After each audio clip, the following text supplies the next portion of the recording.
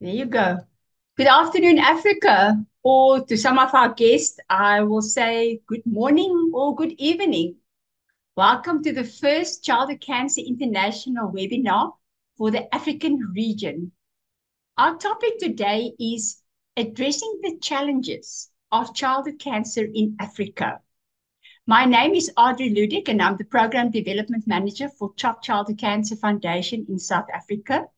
And I'm so privileged to also serve on the Childhood Cancer International Regional Committee for Africa. And my role is capacity building and knowledge sharing. Childhood Cancer International, or CCI, is the largest patient support organization for childhood cancer globally and represents 183 childhood cancer parent organizations in 93 countries. In Africa, we have 23 registered members. However, we partner with and work with many civil society organizations to make a difference in the lives of children with cancer. It is important for us that no child is left behind, especially not in Africa. CCI catalyses action and creates breakthroughs to improve childhood cancer care everywhere. CCI works to unite and build a worldwide community of childhood cancer organizations serving as a collective voice for children, adolescents with cancer, long-term survivors, cancer, the siblings of the cancer survivors, and their families. So this year, Childhood Cancer International developed a 3-year campaign for addressing the challenges around childhood cancer. During this year, we aim to unveil the challenges during the International Child Cancer Day in February this year. We listened to many challenges people in the childhood cancer community experience, from early diagnosis, stigma, practical and emotional challenges, and just problems in navigating this very complex childhood cancer landscape in Africa and globally. Today, we are here to listen to more experiences, feel good stories, and how people have overcome obstacles. I will be in conversation with leaders, parents, survivors, and we will share with each other the challenges that children, teens, and long-term survivors with cancer and their families in Africa face, but also to the beautiful solutions and initiatives that was born when passion was put into action. I want to invite you to use the chat and to put your questions in. As we go along, we will see if we can answer it, or at the end of the webinar, there will be a Q&A session if there is time. So our first speaker today is a very dear friend of mine, Sydney Jono. He's a long-term survivor of childhood cancer and the national fundraiser for Hope for Cancer Kids in Kenya. He also serves on the CCI International Board and is the Vice President of CCI for the African Regional Committee. Sydney, welcome to the webinar, and thank you for being a speaker. Thank you for having me, Adri. Please share with us what Childhood Cancer Awareness Month really means to you, and why should we wear a golden ribbon? Well, as Adri said, my name is Sydney Chahonyo, and I am a cancer survivor. I currently serve as a fundraising director at Hope for Cancer Kids in Kenya, a nonprofit that supports children and young adolescents from low-income backgrounds that are unable to afford or access cancer care and treatment, mainly due to prohibitive costs. My dream is for every child in Kenya and worldwide to have the same chance that I had almost 20 years ago at beating cancer.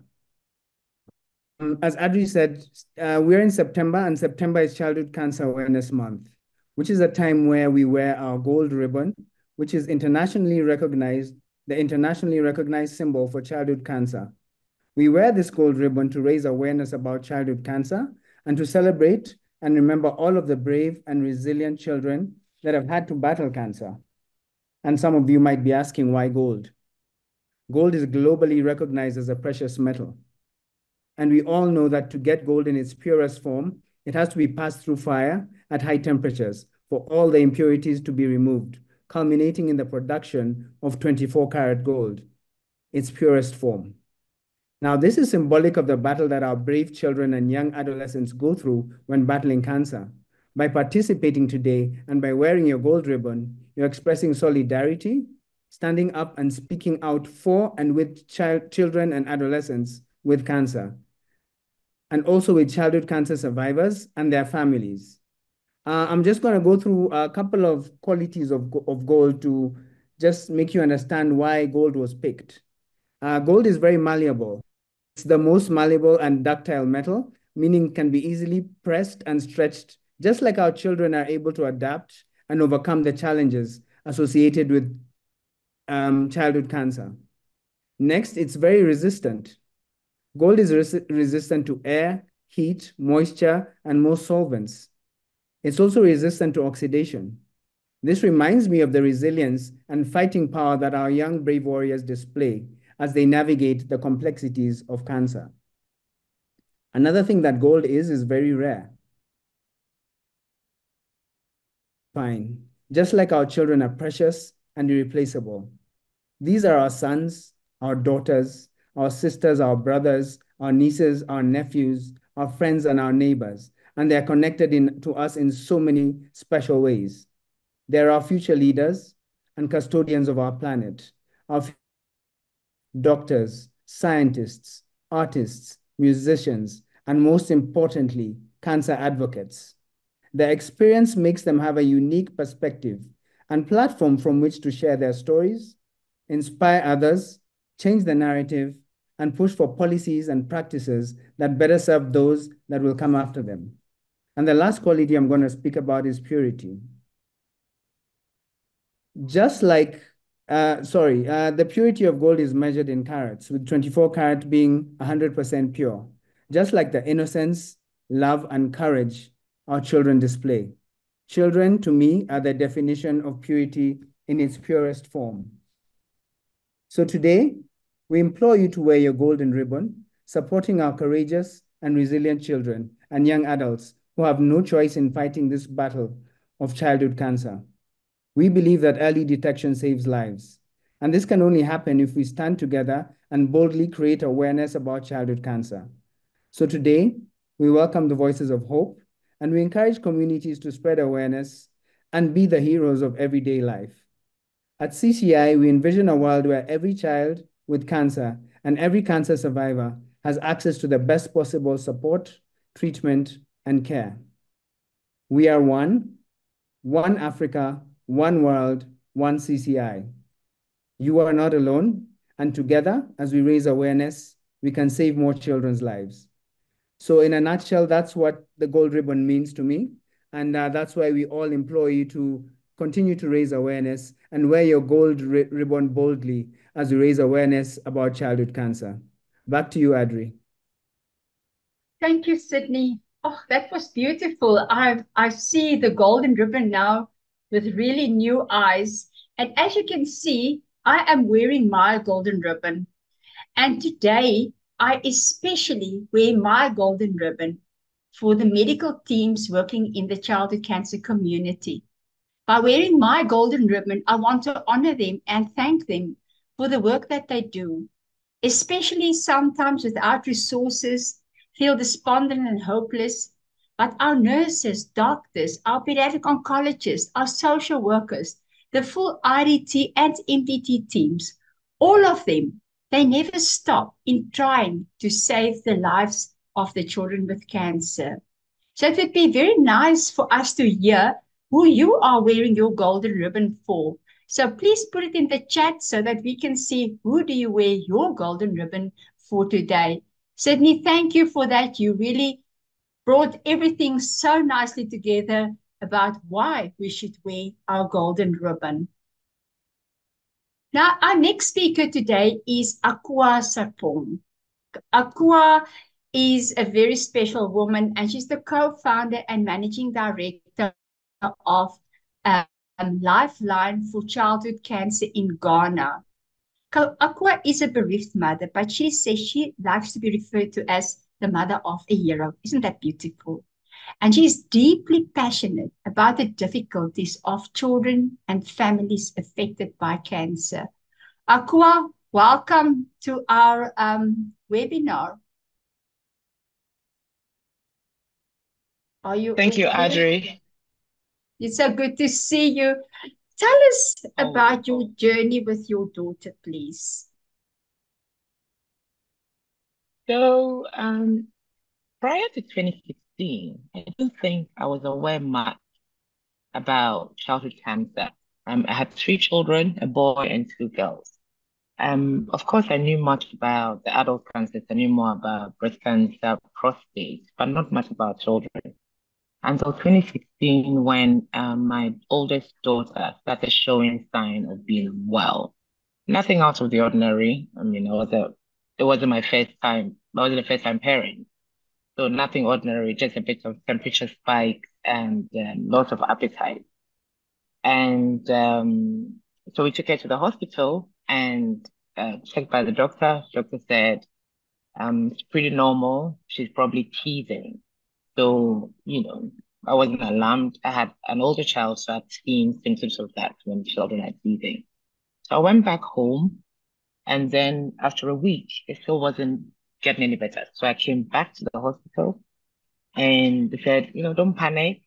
She got a bit of infusion to help with the appetite, went back home.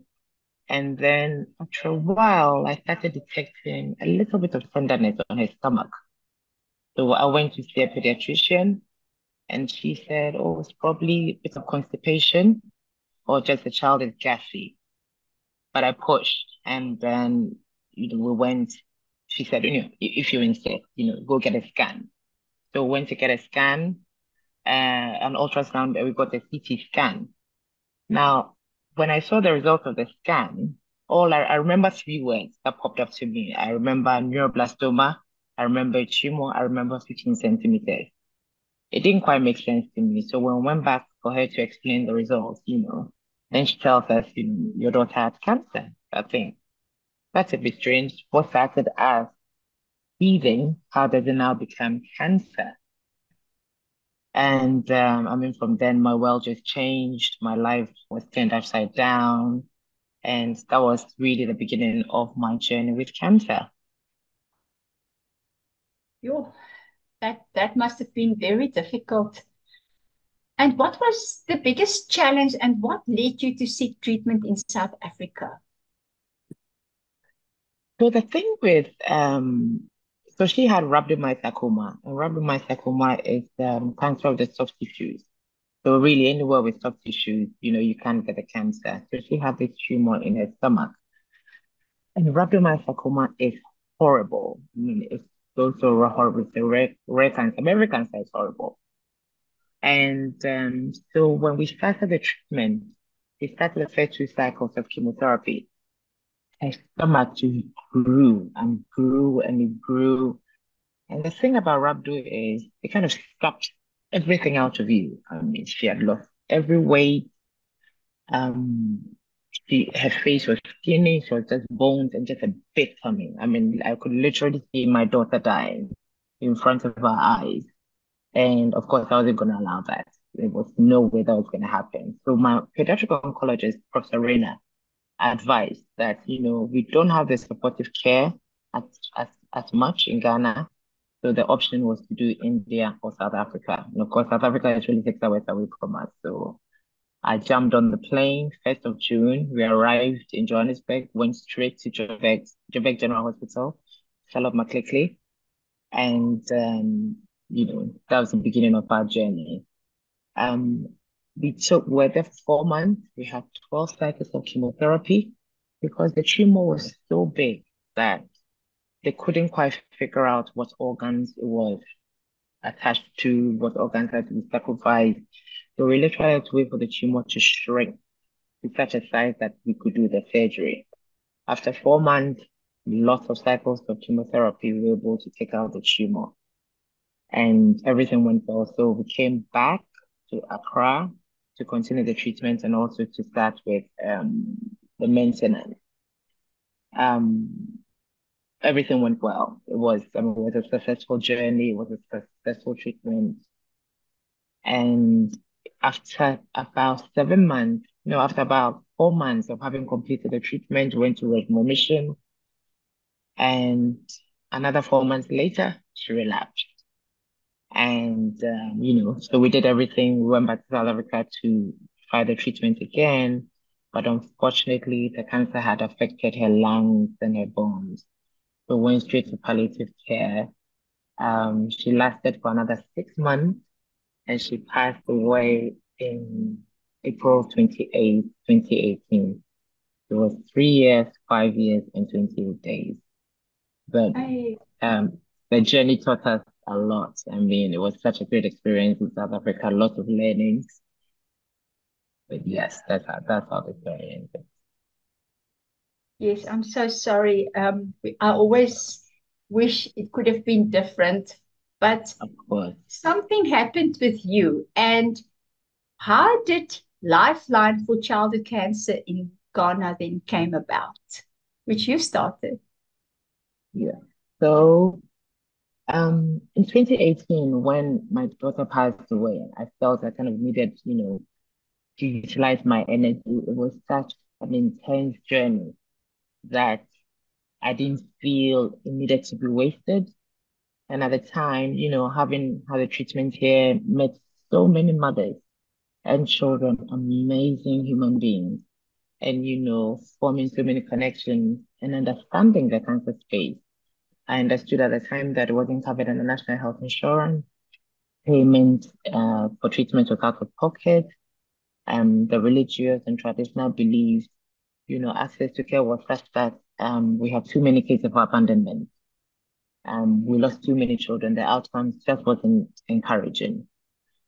So at the time, the pediatric oncology department was also looking at ways to raise funds. It wasn't, like I said, it wasn't covered under national health insurance. So they're also looking at ways to raise funds to treat a lot more children. But because it's a public hospital, it didn't have the scale and the space to do it. So I just jumped on board. I really needed something to do and it really resonated with me. So that's how come Lifeline for Childhood Cancer was formed. So we are the first and we're the fundraising foundation partner for the pediatric oncology department of the Kolibri Teaching Hospital. We're the first and only organization that provides comprehensive care for children with cancer and their families. So we support their financial, emotional, psychological needs. Our mission is really to raise funds for the treatment and care and cure. And since our inception in 2018, we have touched over 2,000 children. In 2023 only, we supported 505 families with transport fares. We supported 324 children with treatment support and 527 children with diagnostics. We have supplied over 400 welcome packs to families just in 2023. We're deeply passionate about what we do. For us, we will never rest until every child in Ghana gets the support, care, and cure that they require. Our children matter, and everything needs to be done to ensure that they have a better chance on life. Akua, there's a saying, beauty out of ashes, but the beauty that you've created, I can remember when we spoke the first time, that was many years ago, and what you achieved so far and how you've grown and how you've developed and the difference that you make in Ghana, that is so special, and congratulations, and just keep on with the good work. But I want to ask you one more thing. What is your message of hope for all the families, but especially for those who have lost a child to cancer? So I have two messages, and the one that I preach all the time. I'm a big believer in early detection that saves life. Indeed, childhood cancer is curable.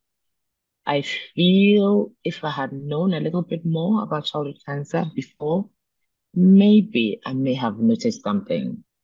I feel, I might be wrong, that had known, maybe my child would have been here today, but I didn't know. So it's our mission to ensure that we consider childhood cancer. Everybody needs to know that you have to consider childhood cancer first when you see any persistent symptoms, even before you consider everything else. It should be the first in our brains when we see persistent symptoms. So for me, that's one big message that I really want Africa to know about early detection, knowing the signs and symptoms of childhood cancer. We really should know it.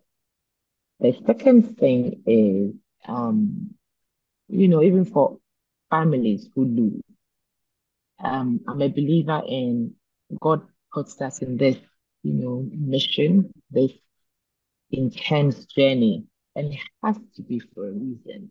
It has to be for a purpose. You can't go through this and lose and not see the lesson in and not see the purpose. There has to be a reason.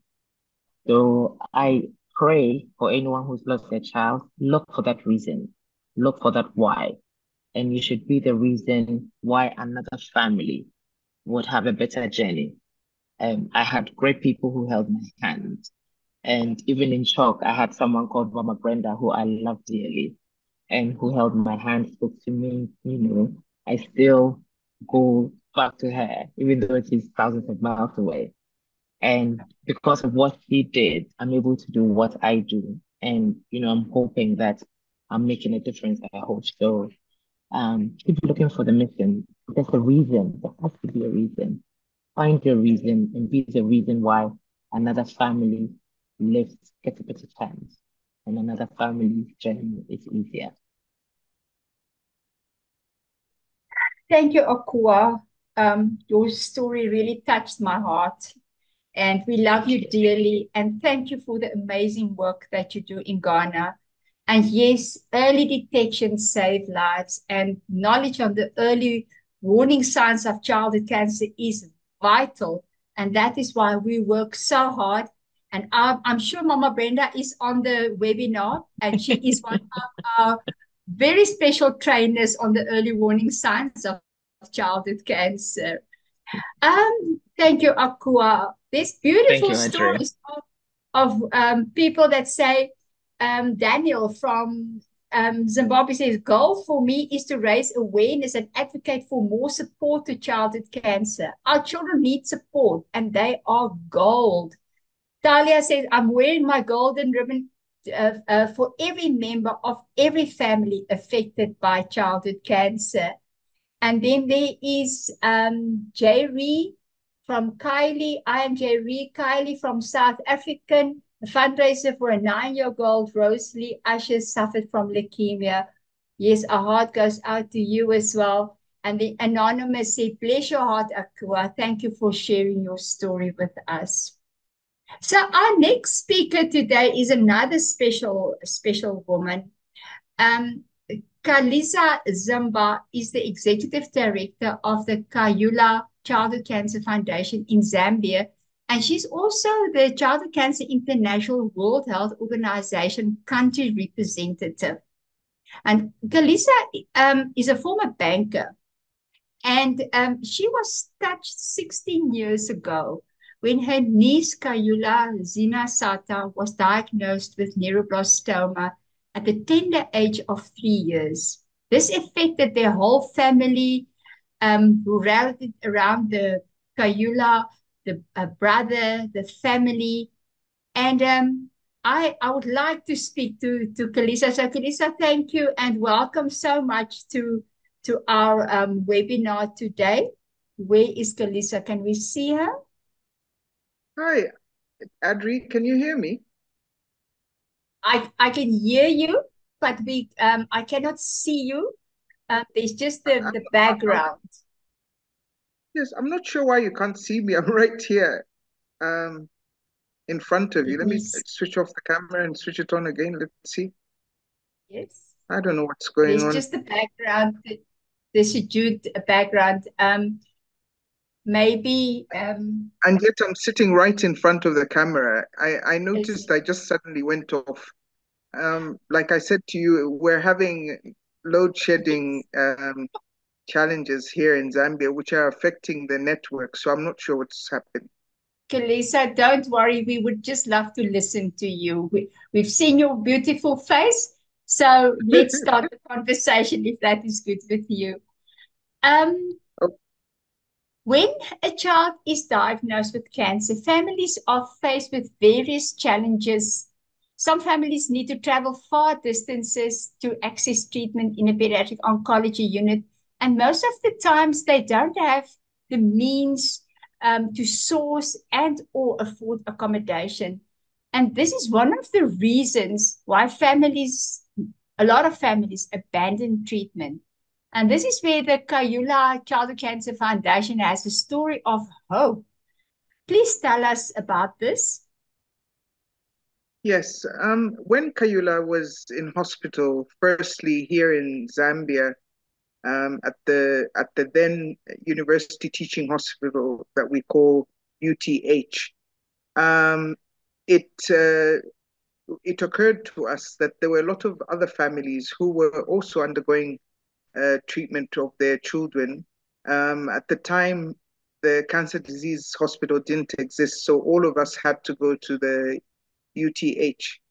And a lot of them had come from outside Lusaka and were being treated here. But we noticed that a lot of them, after the chemotherapy or radiotherapy treatment of their children, weren't able to go to, back home, wherever they had come from around Zambia, because they just didn't have the means of, in terms of transportation funds to go back all the way to their village or city, wherever it was in Zambia, for a week or 2 weeks or even a month and be able to come back.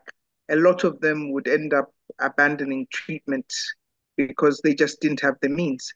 And so when Kayula was in hospital, when she was referred to the Don Gordon Hospital there in Johannesburg, she met Kayula's mother, Mumba, met Sadie, who is your founder, and told her about the chalk house that she had established, and spoke to Mumba at length, and actually took her to one of your chalk houses and actually said to her, whether Kayula heals or not, you need to seriously consider establishing a home for, a home away from home for children back home in Zambia, to give, these parents hope, and also to increase the survival rate of children in Zambia. So years later, after Kayula had been treated, and unfortunately we lost her at the age of 4.5 years old, it took another 3 years before we sat down as a family and thought, though we lost her, we needed, just like Sadie had said, we needed to give back to the community that we live in and establish the home away from home here in Lusaka. And luckily, at the time, the cancer disease hospital was also being constructed, and doctors being trained so that they could attend to the children, just to save all these children as well as their siblings. Because in some cases, we noticed at the hospital here that a lot of these parents would come with the child that was unwell, accompanied by a sibling, because they just didn't have anywhere to leave their other child, um, within either here in Lusaka or wherever they had come from. Whereas when Kayula was being treated, she always stayed with my husband and I, and the rest of our kids. So her brother's experience was seamless because he always had somewhere to live. So, the Kayula Childhood Cancer Foundation was basically established, and it's the only home here in Zambia that looks after children being treated at the Cancer Diseases Hospital. Unfortunately, here in Zambia, we only have one hospital at the moment that treats children. So, everybody who has a child that's being treated by cancer has to come to Lusaka. They don't have a choice. I'm always so thankful if I think of the monuments that stand in honor of children, of families and people that really do something good out of something that is so sad and unnecessary. But you received a Home Away from Home grant from CCI and Project S. So how has this helped you to reach your home project objectives? Oh, it's been the best thing that's happened to us, because even when we were establishing the foundation, as you know, one of the objectives was to actually own a home and also increase childhood cancer awareness in Zambia as well as outside Zambia. This opportunity of granting us this, award of being able to build the house is basically giving the children here, and as well as anywhere else in the world who end up being in Zambia, a chance at survival. Because now, after we finish building this home, we are not going to worry about rentals, which we worry about on a monthly basis currently. We've started building. We're hoping we'll be done by next year this time, and hopefully you can all come and celebrate with us, and the children and parents. We'll be able to increase the number of children that we can actually look after, because at the moment we can only take in a maximum of 20 children. But by the time we finish building that home, according to the plans that we have, we'll be able to keep even 50 children at any one given time. So the capacity automatically will increase, as well as the survival rate of children, because the Cancer Disease Hospital is always under pressure to try and release more children who are well enough to be outside the hospital. But because we are the only institution that takes them in and can't take that many, a lot of the children end up staying in the hospital longer than they should be. And then also some parents just up and go and don't come back. So the abandonment rate, is also not reduced as a cause of that. So we're hoping that when we're finished, we'll be able to mitigate that challenge.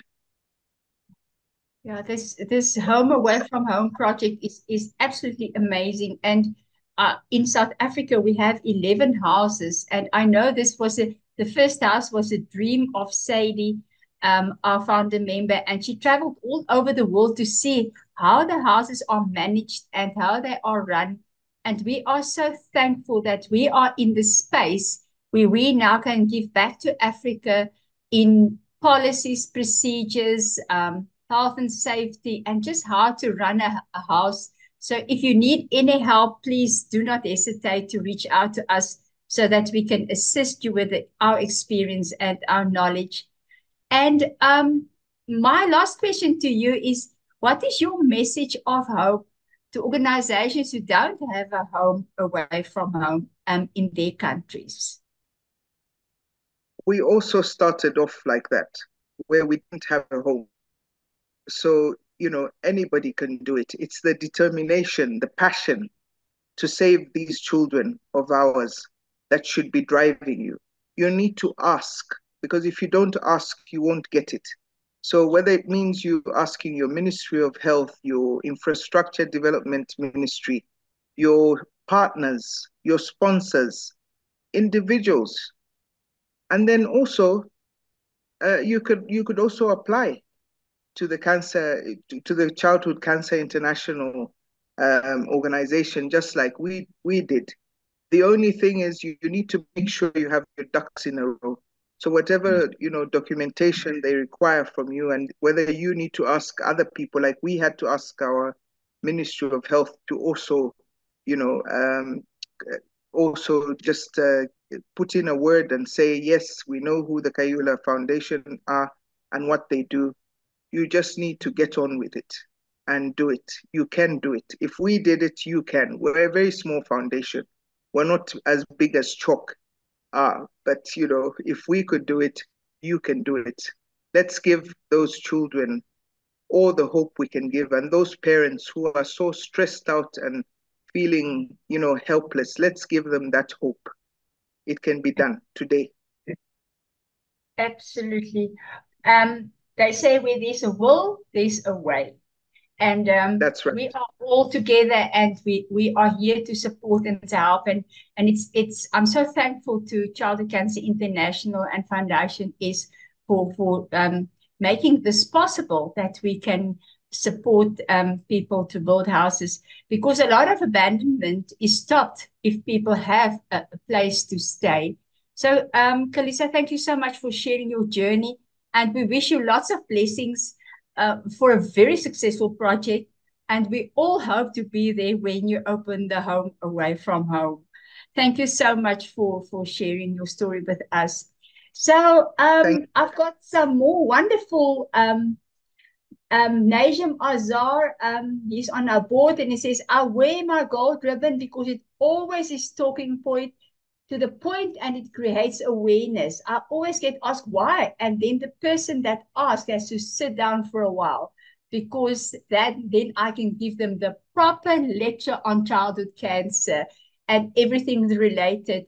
And that is the important. We need to start to stand up and talk about childhood cancer.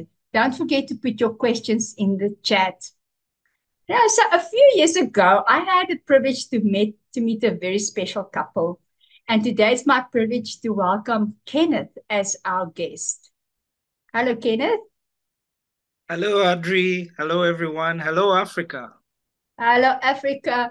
So, Kenneth, you will never forget the day that his daughter was diagnosed with cancer. Gabriella was 2 years old at the time, and because of COVID-19 lockdown, they could not access something as crucial as blood for her treatment.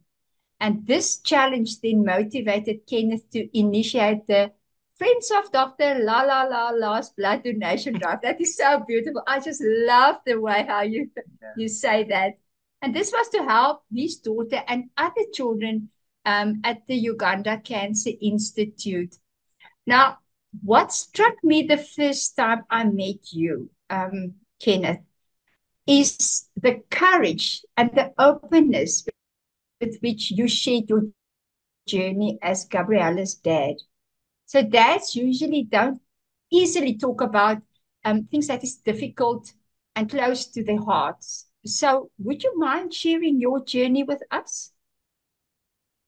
Thank you so much, Adri, for this opportunity. My name is Kenneth Nganda, and I am a father to Gabriella. Gabriella is our daughter. Gabriella is 6 years. She'll be making 7 in October. But when she was 2 years, Gabriella fell ill towards the onset of the first COVID-19 lockdown in Uganda. Uganda is one of those countries that had the longest periods of lockdown for COVID-19. Almost 2.5 years, the country was locked down. And so we had the first phase, which was towards the end of 2019, I think, beginning of 2020, and then the second phase. But at the onset of the first lockdown, while everybody was getting ready to stay in their homes and being urged, warned about COVID-19, we, on the other hand, were heading to the hospital. Our daughter Gabriella, we had noticed, had some fevers that didn't seem to go away. We went to the doctors, her pediatrician, thinking that she had malaria. And when we did about 2 or 3 different blood tests, my wife, Salma, who is a medical doctor herself, sat me down one day and said, this is either a very serious infection, or I hate to tell you this, but our daughter could have cancer. I cannot express to you how much I rebuked her. I was angry with her. How dare you assume such a thing, even without, any medical checkups? Why would you even say such a thing about our daughter? I was hesitant to even go for the checkups. But when we went to a pediatrician for really a second opinion, her blood work seemed worrisome. And so we were sent then to the Uganda Cancer Institute, and I was convinced that we were just going to rule out the possibility that she could even have cancer. And so I reluctantly accepted, and we went to the Uganda Cancer Institute, where the news was broken for us that Gabriela had acute lymphoblastic leukemia, ALL. This was the first time I was learning that children actually do have cancer. And we started a very painful journey of cancer treatment. Within the first few weeks, all her hair was gone. And, she was losing all her weight and her skin color had changed. This to me was the most devastating, or has been the most devastating time of my entire life. I faced a few challenges in the past, but no parent would want to hear the news that their child has cancer. It was so painful. It was so hard because the wards were near empty. The people that were coming to the hospitals were few because the country was under lockdown. The medical personnel were coming in fewer shifts. So it was a labored kind of treatment in the beginning. Movement was hard. There was in Uganda the presence of military and police. You had to explain at different checkpoints. You had to get permissions to allow you to travel. It was very, very difficult. And during this time, she needed blood transfusions. As many of you are aware, children with cancer will often need blood. And we realized that if we didn't do something, we were going to lose Gabriela, because we had seen children on the ward that were passing away for lack of blood products. And so we sat down with Salma, I remember, and reached out to a few parents who were on the ward treating their children and said, we need to do something about this. Can we get together and find a way to donate blood? Maybe we would be a match for one of our children in here. And the response wasn't very enthusiastic because these parents are struggling. And so we reached out to our immediate family, our friends, and wrote to them text messages and called them. And many of these were young men and young boys and girls themselves, some at the university, some in secondary school. They responded and said, we're bored at home anyway. We're tired of the lockdown. Maybe we could do something useful. And slowly, one by one, they signed up to come to the hospital to donate blood. Little did we know that this was the beginning of what would be an amazing blood campaign that we still run to date. The first time, only 7 people showed up. As I speak to you now, even currently, Salma is at a high school meeting over 2,000 students, and we're still doing this even in this time of the September Gold. We have collectively so far been able to mobilize over 2,700 units of blood donation. And so this is how we were able to do it, and this is what we're continuing to do up to date. That is an amazing story, absolutely amazing, and I applaud you. But we are all familiar with the saying, it takes a village to raise a child. And this is the same when it comes to the care and treatment of a child or a teen diagnosed with cancer. And this was confirmed for you and Salma when you started the Ahava Child Cancer Care in Uganda. But I'm sure there are some learnings also that you acquired. So what learnings can you share with other families facing similar challenges? When we were going through this journey, we met several parents, just like ourselves, who are going through the challenges of treating their own children. And like you're saying, Adri, then we realized we needed to get together as parents. A lot of the organizations that are helping to support children in Uganda that are doing an amazing job, like Bless a Child Foundation, have their focus on children, rightly so. But then we realized that as parents, we needed to have a way that we could congregate, get together to solve not just the issues of our children, but ourselves. We had watched several children, several parents on the ward that were going through tremendous hardships. We saw, parents who later we were told when they left the ward, some had committed suicide. Some had their marriages failed because their children were sick. We were going through financial hardships ourselves. Treating a child with cancer is very strenuous financially. It's emotionally draining. And so we came together and started a parent support group, which we named AHAVA, Child Cancer Care Uganda. AHAVA means love. And so we wanted a platform to express and show love in the midst of pain, in the midst of despair. And so we've been able to register parents, get together as parents and hold workshops and trainings. We've encouraged parents to join our blood donation campaign. For example, like Friends of Dr. Lalala, we have been able to organize childcare cancer runs. We're going to schools together with other parents to educate both the students and the teachers. We're going to corporate companies to teach them about early warning signs, about early detection, and there are various lessons we've learned from this. My word of advice to other parents would be that we need each other. The treatment of cancer is a painful and long and tiring journey. So we need one another. We come from different cultures and different tribes and different value systems. But together as parents that are treating children that have cancer, we have one goal, and that is to see that our children get better. And that is to see that our families stay united.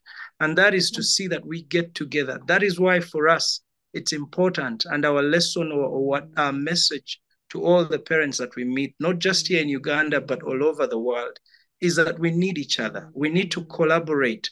There is something that that you have in Ghana that can help us in Uganda. There is something that Sydney, my brother in Kenya, knows that can help us in Uganda, that can help both our children, but also our parents, so that we're not losing children and parents because of this disease. Yeah, thank you. I love the meaning of the word ahava, love. And that is something about the childhood cancer community that bind us together. And that is our love and our determination to make a difference. You've given us a message of hope, but I want to know what especially is your message to fathers on this childhood cancer journey? Because fathers, they always feel they're the providers, they need to be strong, they cannot show emotions. Give us that message of hope from father to father, please. My message of hope to a father out there, or to different fathers whose children are undergoing the treatment of cancer, is that by nature, by creation, we are providers and we are protectors and we are unifiers and we are lovers.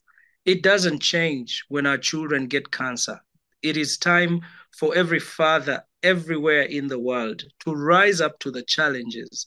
This is the reason for which God gave us these responsibilities. And it is upon us as fathers, as heads of our families, to lead our families, even in times of despair. I've spoken to fathers who have lost their children to cancer, and I encourage them and say, this was for a reason. Your leadership doesn't end because your child has gone to be with the Lord. It is for a reason, like Aqua ably said, there is a purpose to every life. Even when the life ends, there is a purpose as to why, for example, her daughter passed away. And that purpose she's fulfilling very ably by helping other children. It's the same message I would encourage fathers. As we go through these challenges, it is okay, even as a father, to cry. I cannot tell you, Adri, how many times I have cried and broken down. Our brokenness should bring us together, should show us that we need each other. And that's the message that we're passing across through a Have a Child Cancer Care Uganda, that everybody, both the mothers, but especially even the fathers, should come and we hold our hands together, and together we will raise awareness about the dangers of childhood cancer, but also we will bring healing through our leadership, through our courage, through our bravery, to be able to help our families that are in need. Thank you. Thank you so much, Kenneth. And as you said, to show emotion is not a weakness. To show emotion and is actually a strength. And thank you so much to you and Salma for the work that you do in Ghana and for the difference that you make in the lives of the children. I also applaud you. Thank you, Audrey. Thank you very much. So I'm always very excited when I can have a conversation with a survivor. They are usually such an inspiration and a beacon of hope.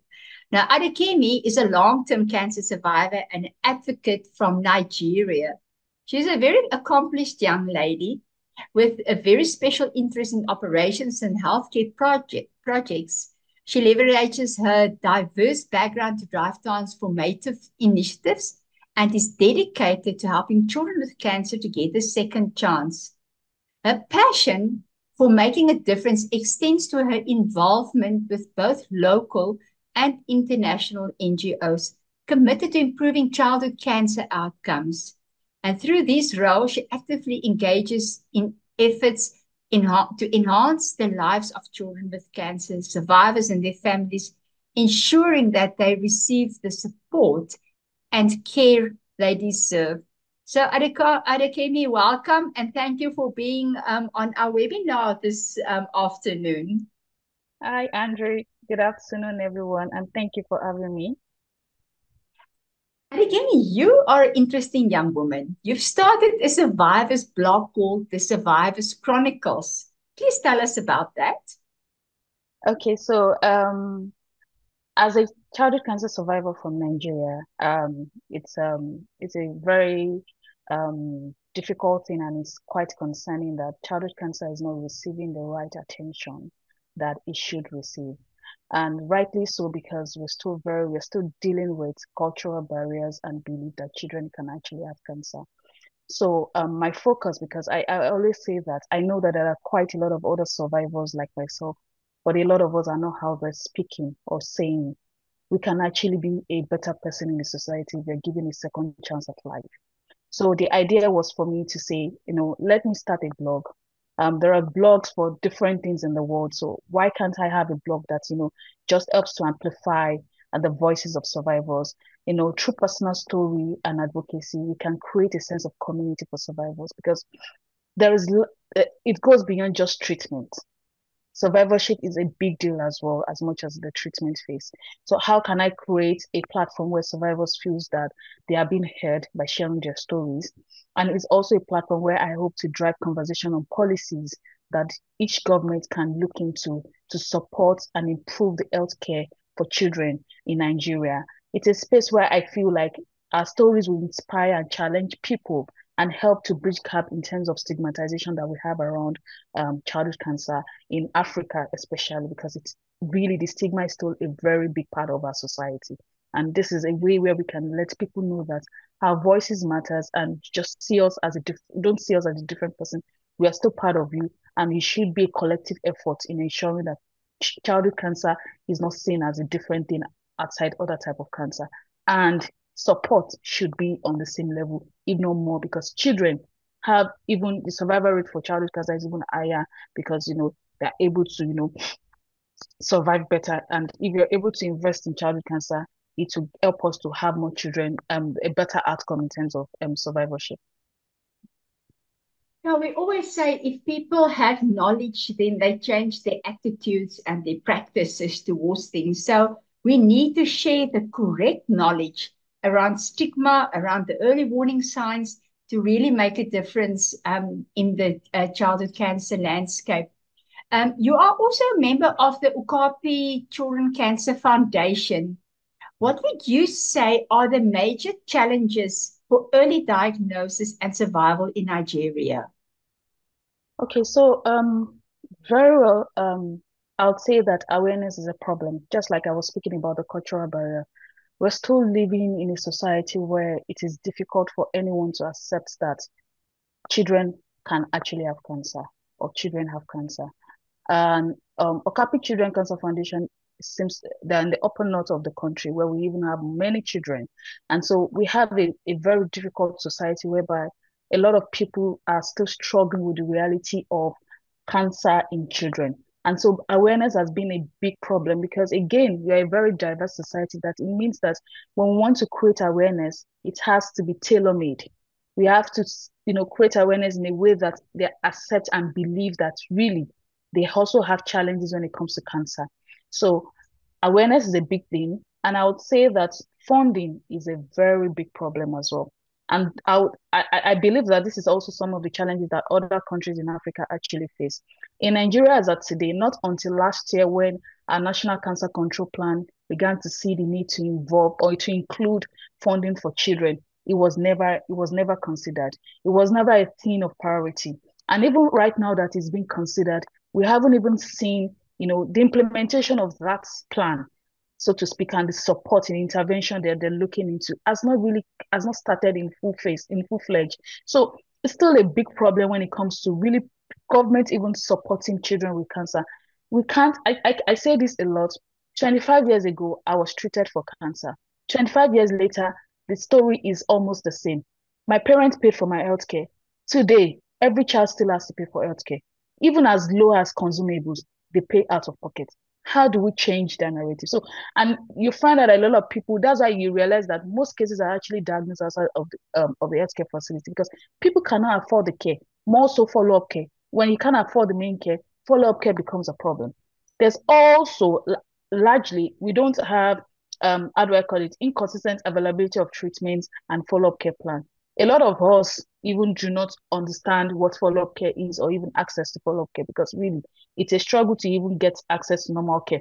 And again, there is limited, or let me say, infrastructure is a problem. So we don't have a lot of centers, and Nigeria is a very, it's a highly populated country. So you realize that centers are not enough and professionals. So resources becomes a problem. So even when we're creating awareness, can we really accept or admit the number of people we will see to come to the facility when eventually the awareness reach the right people and people will see the reason why they should get to the hospital and check their children whether they're having symptoms of cancer. So it's a very multifaceted challenges that we're facing, and everything seems to revolve around the government really supporting and helping. It's been more of societies, NGOs, individuals really just trying to get the right things out there for people to know that, bring your child, we will support one way or the other to just get the right treatment. So, Abikemi, you, Sydney, and I, under the guidance and leadership of Joao, work together on the Global Survivors Network for Childhood Cancer International. In your mind, what are the two major challenges survivors face here in Africa? I'll say, firstly, there's a complication, long-term health complication. So you found out that most survivors often experience in terms of physical and psychosocial effects. And more so, quite a lot when I look at the other side in the low, medium income countries, a lot are not even aware of this late effect. So you see that people are just struggling to even understand what their challenges are and what they're really going through. So when I hear a couple of people speak in terms of this network, global network that we have, you realize that a lot are facing, health complications. There are stigma and emotional well-being challenges that they're struggling with. Survivors really face social isolation and rejection. And this is largely due to the misunderstanding that is surrounding childhood cancer, basically. And this is something that, you feel that a lot of survivors go into depression because they're really just finding it difficult to express themselves and even to make a voice for themselves. And it's a difficult thing when we can't have. This is why I'm very, very passionate about this global survivor network that we have, because again, when you're in a community where you have like minds, where you have people that have shared the same experience with you, I think it's an easy way to ease off some of the struggles that you're battling with that you've not been able to get answers to or we're just there holding each other's hand through whatever it is that we're facing. So I think that for a lot of us, there's this shared experience in terms of health complications and just, social stigma. And also, just like we're trying to do now, even in the WHO spaces, how do we involve people with lived experience into whatever it is? How do environments see that we're part of whatever it is that you're doing? See us as one, because indeed you are making policies for us. So why can't we be a part of that policy making? That is absolutely true. And the voice of the survivor is powerful. I can have knowledge, I can have experience. Thank God I've never had cancer, but somebody who's been through the journey has another experience, have another voice, and we need the voices of the survivors.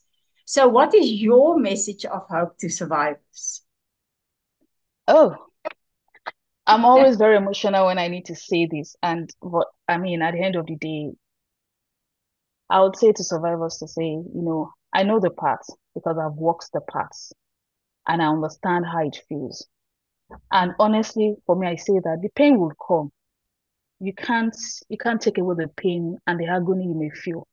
And I've learned that cancer is just part of this journey. It's not going to, you're not going to end the journey. Like, cancer will not defeat you. As long as you trust that you are really born to make a difference. Cancer has just come. Your journey is unique, yet you're bound to share, you have strength to continue to grow with every step that you take in life. So let's not give up. We are not alone. Everyone is standing with those fighting cancer, and the global community understands that your struggle, and just everyone wants to celebrate your victory. So let's keep striving and keep fighting for survival. Thank you so much. And if there are any survivors in Africa or survivors groups who would like to be part of the Global Survivors Network and to be a special part of the Africa group, please reach out to either Sydney or Adekemi or myself. And we would really love to see how we can get survivors in Africa together to really have an impact on newly diagnosed patients and give them hope that there can be a very good outcomes if treated correctly, if diagnosed early, and if treated in a pediatric oncology unit. There was a lovely message from Portia from Ghana. She said, we in Ghana can testify to the importance of having a home away from home, and it affects on treatment completion. I don't think I have to say anything more about that. It's now my privilege, our last speaker, then before I conclude, is our CEO, Hedley Lewis. He's the CEO of Childhood Cancer Foundation in South Africa. He's also on the international board for Childhood Cancer International, and he's the president of CCI representing the Africa region. Hedley, always nice to listen to. You're welcome. Glad, thank you that you are here. Could you kindly give us a message of hope in the struggle to overcome the challenges of childhood cancer?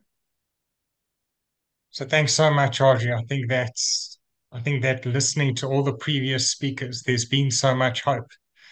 And it's hard to really follow on such inspiration.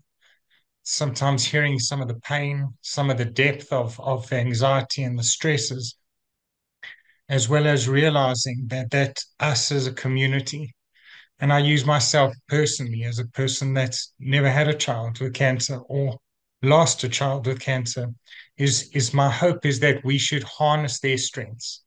My hope is that we should harness the depths of their messages and utilize their messages really to lift other communities. I think that as the globe celebrates International Childhood Cancer Month, a month which is filled with hope, glistening of the gold, which hopefully the nugget should be bright as we wear our ribbons.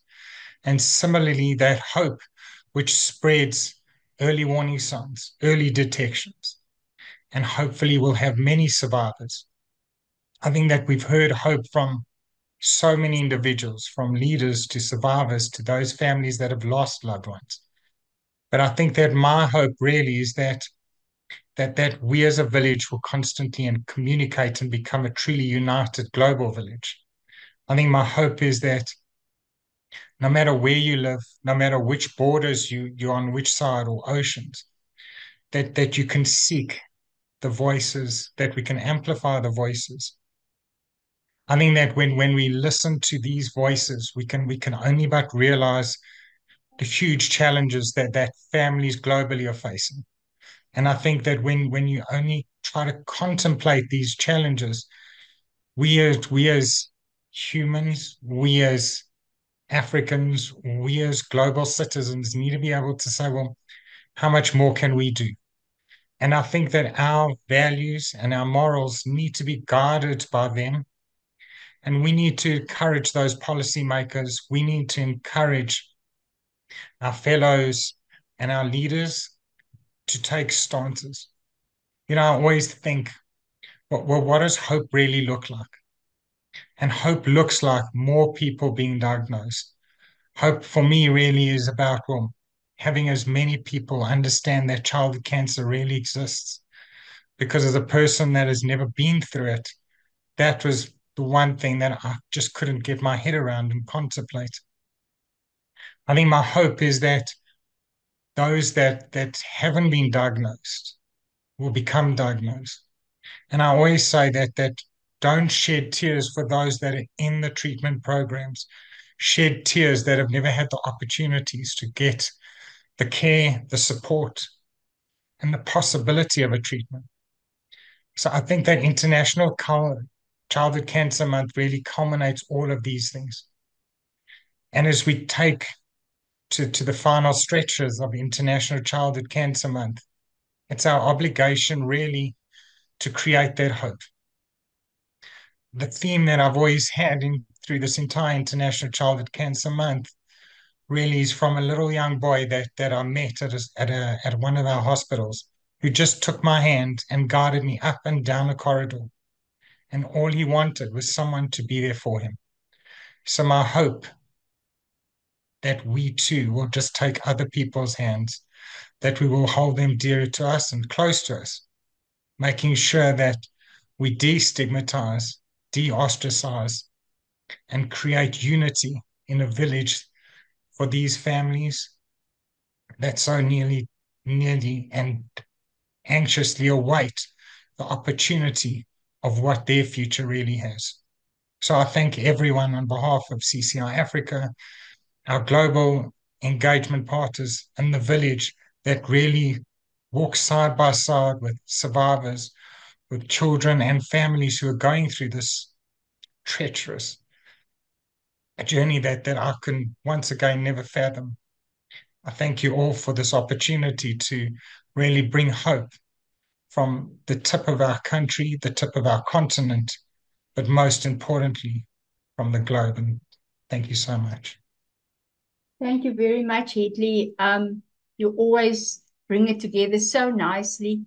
And to all our speakers, Akua, Adekemi, Kalisa, Kenneth, Sydney and Hedley, thank you so much for sharing your experiences and for sharing your knowledge and that heartfelt stories. We really appreciate it. Thank you to our technical support and our CHOC staff. And I want to end by saying that the childhood cancer patients, survivors, and families have lots of challenges that they need to overcome. It is important that we acknowledge these, as all the speakers had said, and that the childhood cancer family knows that they are not alone. This is what Hedley said. We need to take hands. There is a huge childhood cancer community who wants to take hands with each other and be the voice for childhood cancer. We need to wear our golden ribbons and boldly create awareness about the early warning signs of childhood cancer. We need to stand together collaboratively to ensure that no child suffers, have pain, or die in vain.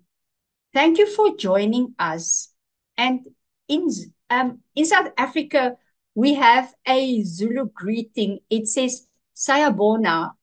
And that has been in our tongues, in our hearts for the past 10 years. And it literally means, I see you. More than words of politeness, Sawubona carries the importance of recognizing the worth and the dignity of each person. It says, I see the whole of you, your experiences, your passions, your pain, your strengths, and your weaknesses, and your future. You are valuable to me. Children with cancer, teens, survivors, siblings, the medical fraternity, the NGOs, the alliances, the networks, you are all valuable to us. Thank you for joining us. Until next time, goodbye and sayabona.